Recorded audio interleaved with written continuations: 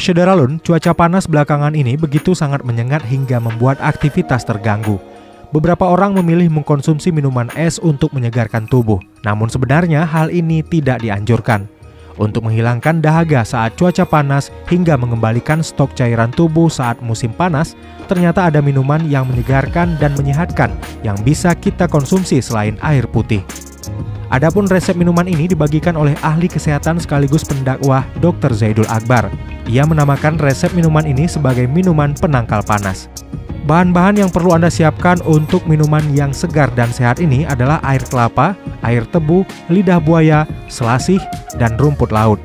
Untuk cara membuatnya, tuangkan secukupnya air tebu ke dalam gelas, kemudian disusul air kelapa. Masukkan selasih yang sudah direndam. Tambahkan lidah buaya yang sudah dipotong-potong dan rumput laut. Minuman ini sama sekali tanpa gula karena menggunakan pemanis dari air tebu untuk menambahkan rasa manisnya. Dr. Zaidul Akbar mengatakan beberapa manfaat dapat diperoleh dari bahan-bahan yang digunakan dalam minuman ini, yaitu lidah buaya sebagai anti diabetes, mineral yang tinggi dari rumput laut, serat yang tinggi dari selasih, sumber protein, asam amino, serta vitamin dan mineral dari air kelapa.